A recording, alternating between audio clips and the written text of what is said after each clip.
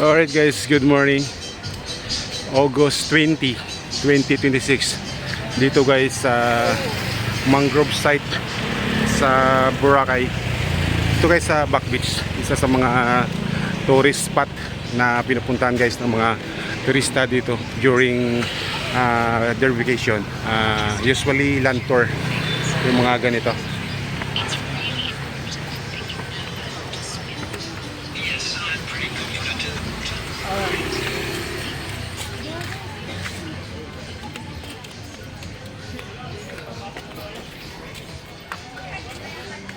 Daming tao dito ngayon guys.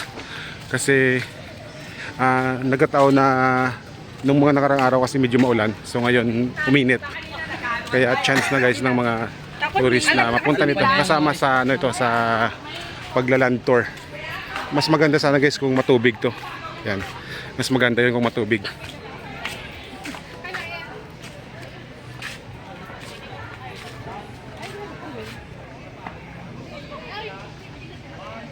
Yan guys, oh, dami nagpapa-picture. May mga nakapila pa actually doon sa kabila. Ayun, may mga nagpipila pa. Ayun, oh, dahil pag nakapila. Check na lang natin.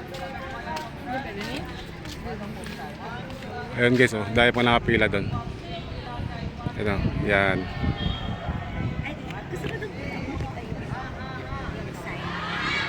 Doon nga pala guys yung ano, Monaco Resort. Ayun oh. Yan.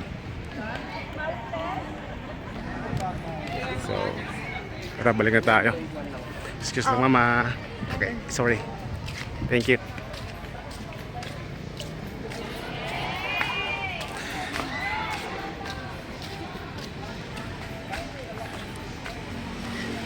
Maganda rin kasi magpa-picture dito guys, magkuha ng mga pang photo like pang profile, Instagram, Facebook, YouTube, or TikTok yan.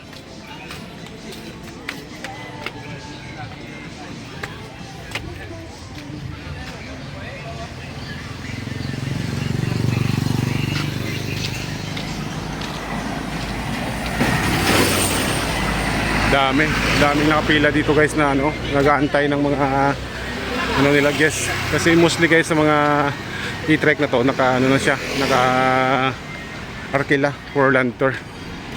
So ito yung magiging first ano nila, depende sa place na pupuntahan. Pero ito yung magiging first drop for land tour dito guys sa ano, isla.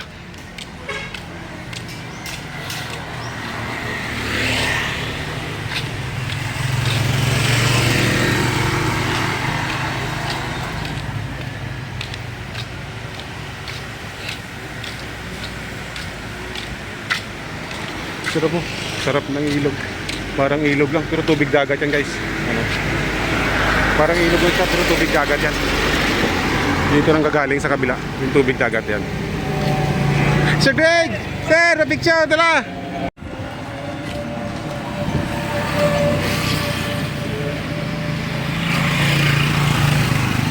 So yung area na to guys, dito na yan sa ano, papuntang Ati Village. Dito sa may Back Beach. Maganda yung daanan dito guys. Ito. Tapos meron pa rito mga mga lights na maganda paggabi. Kaya maganda yung dumaan dito guys kahit gabi.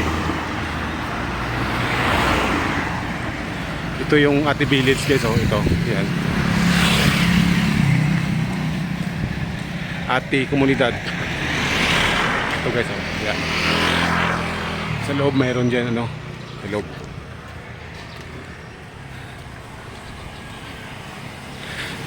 Sa loob mayroon dyan guys, ang basketball court. Pwede po kayong maglaro dyan, open po siya. Hindi siya exclusive lang sa mga taga nandun sa loob. Pag may mga gustong maglaro dyan like mga dayo, ganyan, pwede po kayong maglaro dyan guys sa loob. Tapos dito na rin sa unahan yung yung isa sa mga sikat na disco bar dito guys sa isla.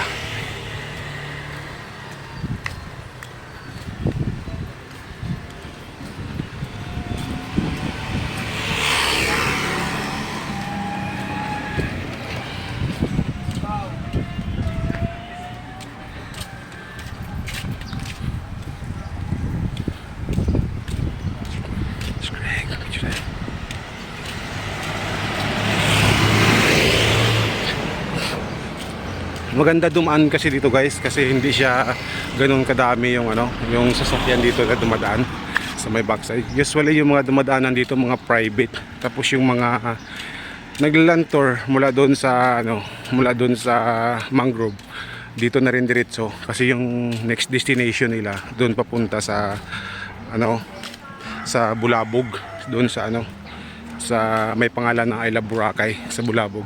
Doon yung next destination yan guys, kung sakali dito kayo mag-start sa mangrove. Dito na rin natin makikita guys yung ano, yung Galaxy Club.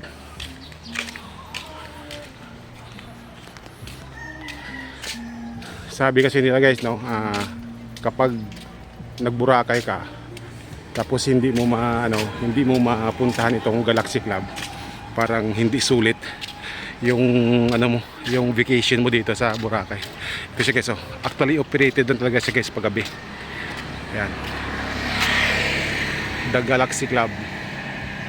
Ayan, papunta yan sa D-Mall na area, na way. Doon yan ang tago sa may ano, sa may Lake Town. Ayan. Ito naman papunta sa Bulabog Beach. Dito tayo doon. Hi kuya, sige po.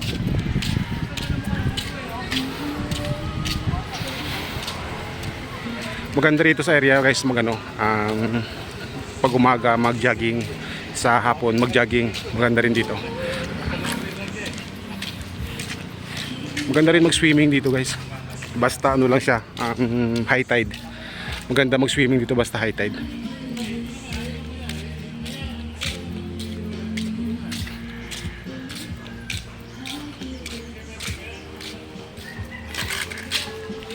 Yan guys, no vehicle entry. Bawal yung vehicle dito guys, pero bike pwede.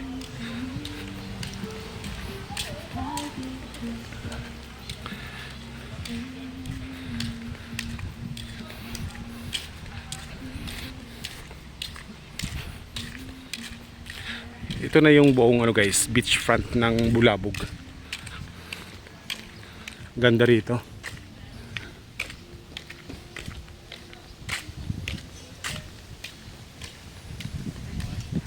Sarap mag-unwind dito, yung mga gusto mong mapag-isa, tapos maglalakad-lakad ka na mahangin. Maganda rito guys.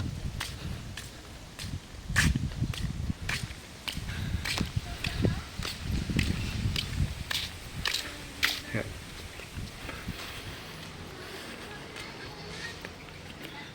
Kaya maganda lang mag-swimming dito guys kapag high tide, pero kapag low tide siya, hindi siya recommended kasi malayo yung ano niya, malayo yung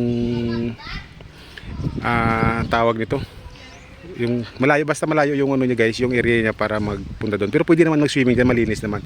Pero pag high tide kasi maganda, hanggang dito yan mang tubig, tapos ito yung magiging buhangin niya, kaya maganda siya pag high tide. Pero kapag low tide medyo kita mo, hindi, wala masyadong naliligo.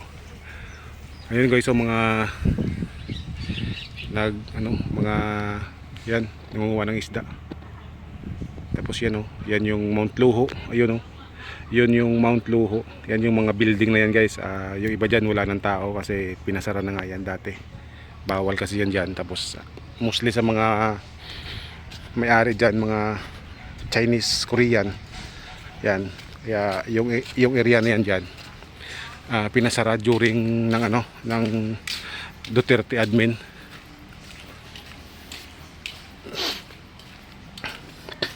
Ganda rin ito guys, Encantada Residence. Yan, bago yan guys, bago yan. Tapos ito yung siyempre yung isa sa amin na paborito ko rin puntahan, pero hindi pa ako nakapunta dito, which is Calma Cafe. Ito guys,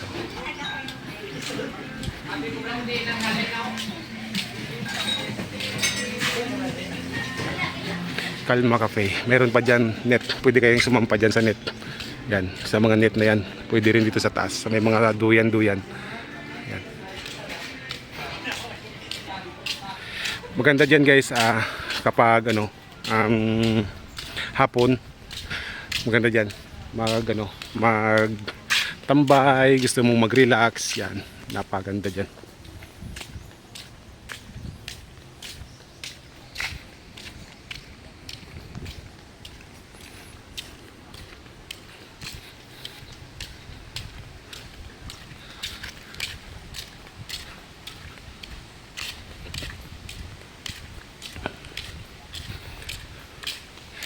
Pag dito ka talaga guys dumaan sa ano na to, sa portion na to guys ng isla, dito guys mapi-feel mo yung Boracay na parang old Boracay, yung wala pang halos mga tao ganyan. Wala pa halos na mga turista kasi yung dito na part guys, napupuntahan lang ito kapag ano hapon. Kapag hapon talaga maraming nagja-jogging dito sa area na to. Dito sa area na yan. Maraming nagja-jogging diyan. Tsaka tingnan mo naman guys, puro pa yan puno dito. Paligid, yan puro pa puno. Tapos dito lang yung beach. Pero marami rin mga dito guys. Mga foreigner, maraming foreigner dito.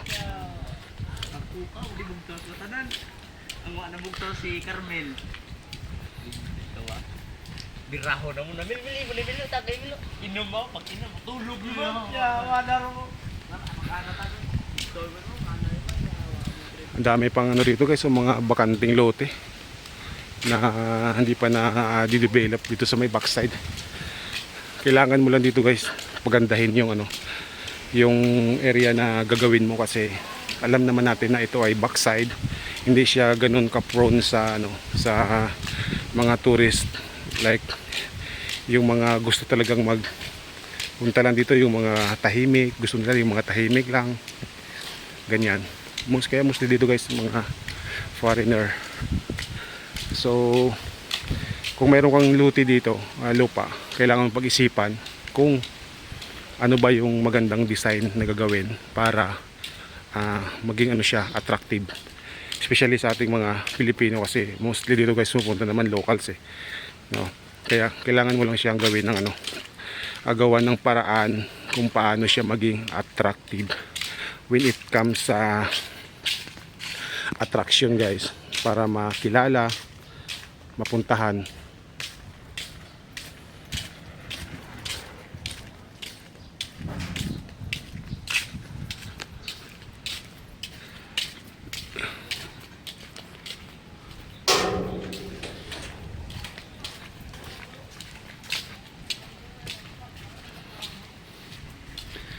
Ito, mga foreigner lang nandito, ayan. Mga foreigner na medyo gusto ng tahimik na buhay dito yan. Tahimik na buhay dito yan. So ito guys, maganda rin to. Isa rin to sa mga gusto ko rito sa may back beach. Ito, yung area na to, yan. Maganda kumain dyan sa taas, yan. Tapos dito na yung dito na yung guys, Aqua Boracay. Yan. Ito yung beachfront ng Aqua Boracay. But yun nga, sabi ko kasi ngayon is low tide, medyo siya, hindi siya ganoon ka ganda paliguan kasi low tide. Pero pag nag high tide, maganda rin. Pero maganda rin dito guys yung buhangin, yung mga puno, yan, ang ganda ng pagkagawa dito sa front na to. Ito guys yung aqua. Tapos pwede ka lang mag-swimming dito, swimming pool, ganda.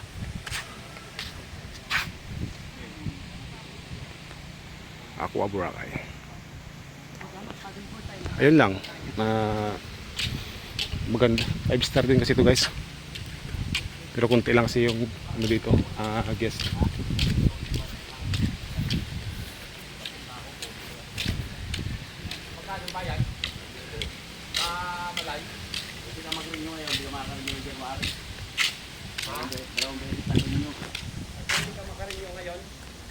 Penalty ka sa January.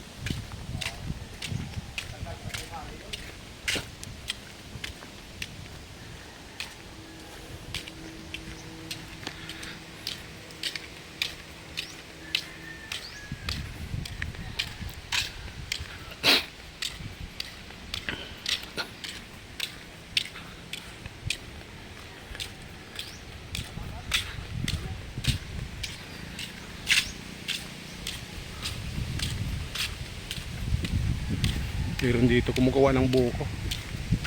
Sarap. Yan.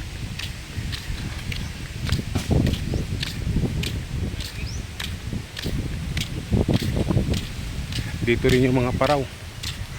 So, daming paraw dito ngayon. Nakatambay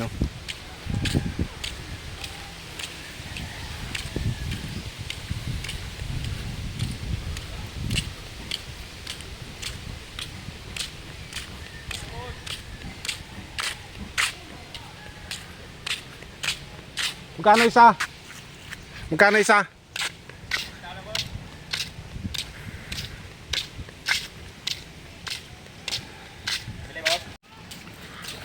So ayan guys.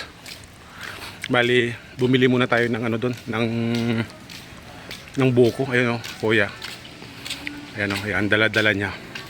Kasi kumukuha sila doon ng buko. Tapos nagtanong tayo kung magkano. 50 lang yung isa. So mura siya guys. Kasi pag doon yan sa ano, sa may beach front namaya, pag doon ka bumili, possible niyan mga 100, 120, yan, mga ganyan. Boss, morning. Morning sir.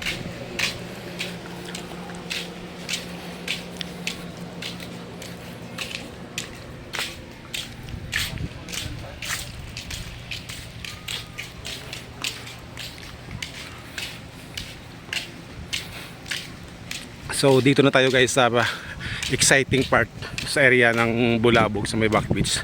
Dito lang yan sa harap ng ano, Seven Stones. This is the Seven Stones. Yan. Ganda rin itong Seven Stones guys. Hanggang doon oh. Lulo. Yan. May swimming pool din dyan sa harap. Yan. Pero actually backside na ito guys. Kasi doon yung harap sa kabila. Tapos ito, ganda rito sa harap. Dito rin makikita yung ano, yung popular na coconut tree here.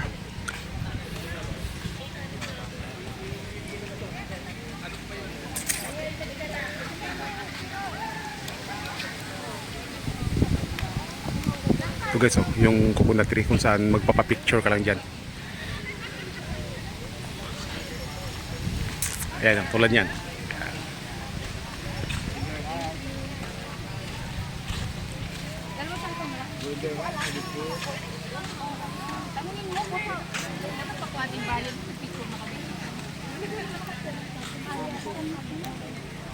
Welcome to my vlog. Hi ma'am, good morning.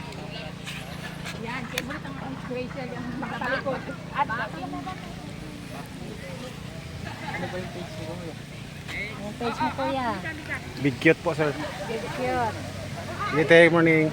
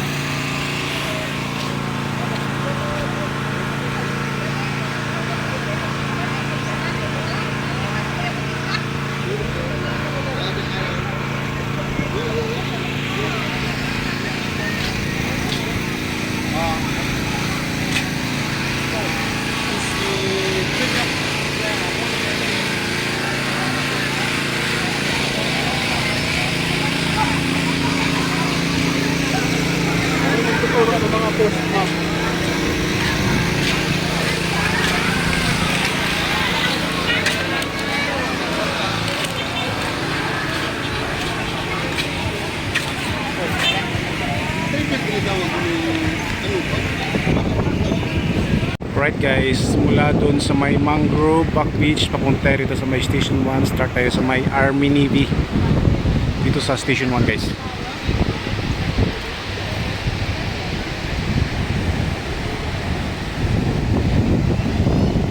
Medyo humina yung hangin saka yung alon, hindi na siya ganoon kalakas guys, sakto lang. Alright, walk tayo guys papunta dun sa may D-Mall, papunta dun sa may Station 2 na part.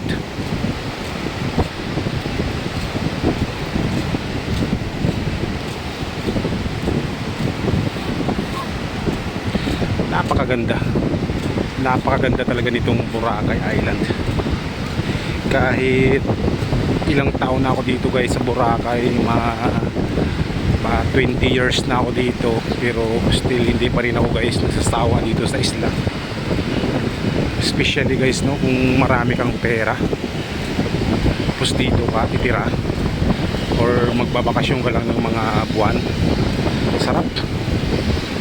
sarap magbakasyon dito guys sa isla ng Boracay kapag marami kang pera.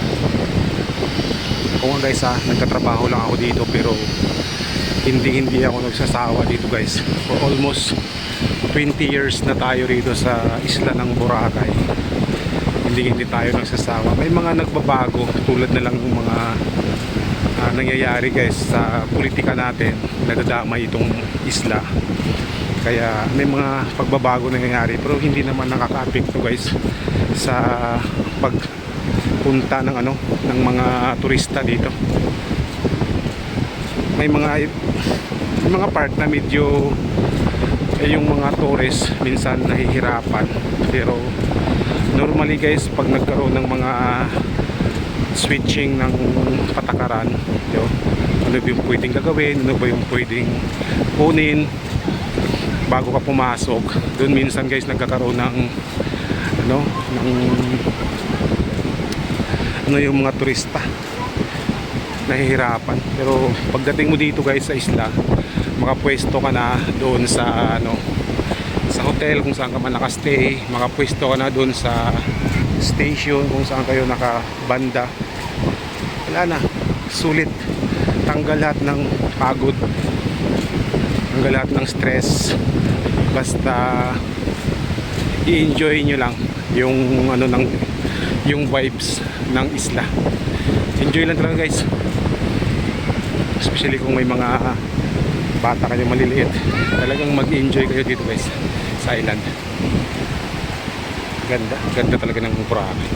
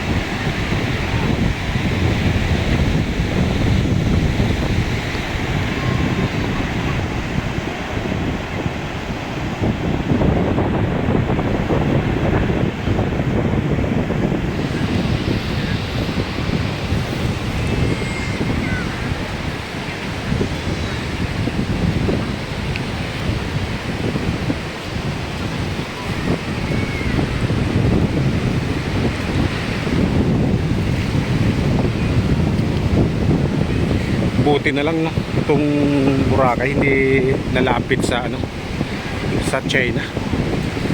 Kasi kung nalapit ito sa China, baka kukunin na ito guys. Ito guys i-share ko lang yung experience ko guys, kasi nung isang buwan nandun kami sa China for 5 nights.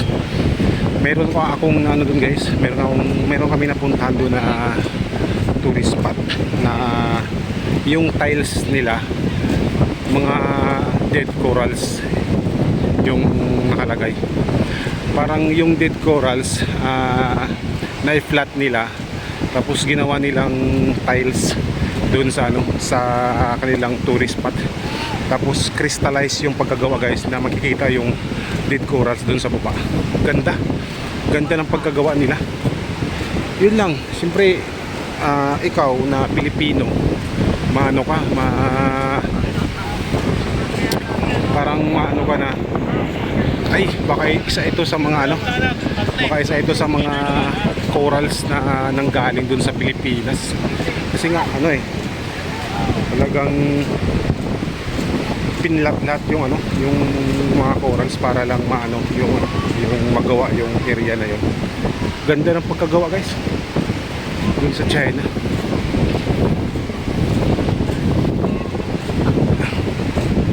Kung napaisip ako, baka isa dun sa mga bus na yun galing dun sa West Philippines.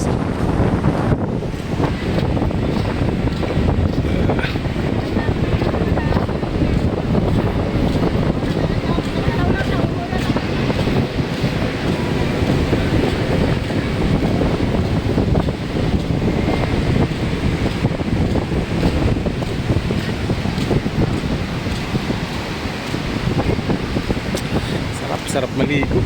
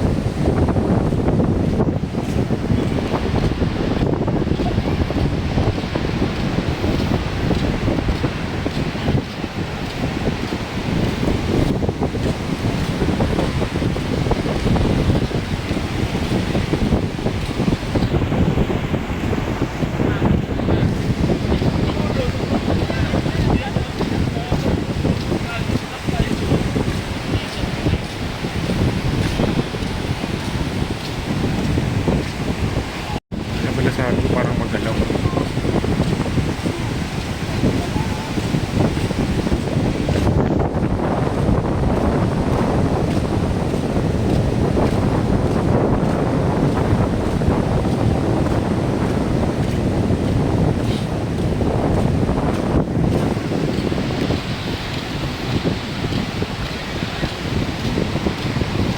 Dito na tayo guys sa sa station to. Sa harap lang tayo ng McDo. Ayan yung McDo.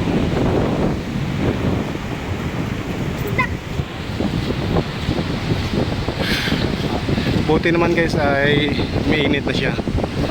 Unlike ng mga nakaraang araw na hindi maganda yung panahon. At least ngayon kahit may konting hangin at medyo malalaki pa rin naman yung yung alon. Pero hindi naman siya ganun kalaki na. At mainit siya guys.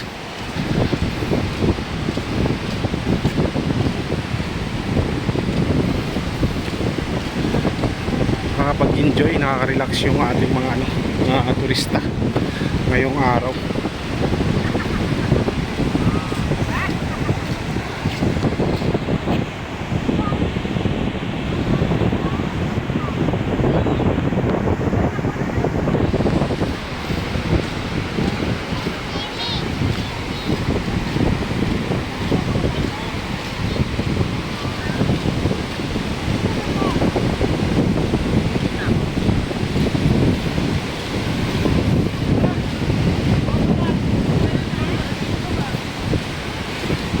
Uy, sa idol oh.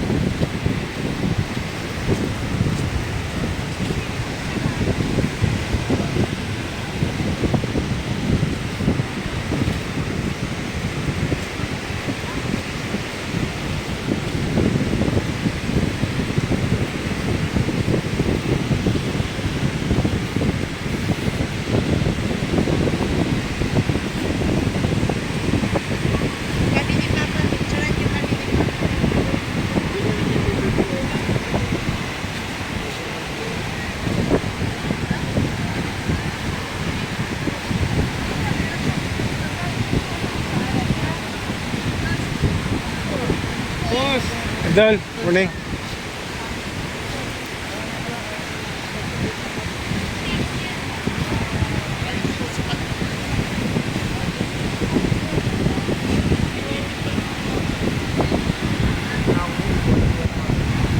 So that's all for today guys, and see you tomorrow again for another beach walk vlog dito sa beachfront ng Boracay. Bye bye.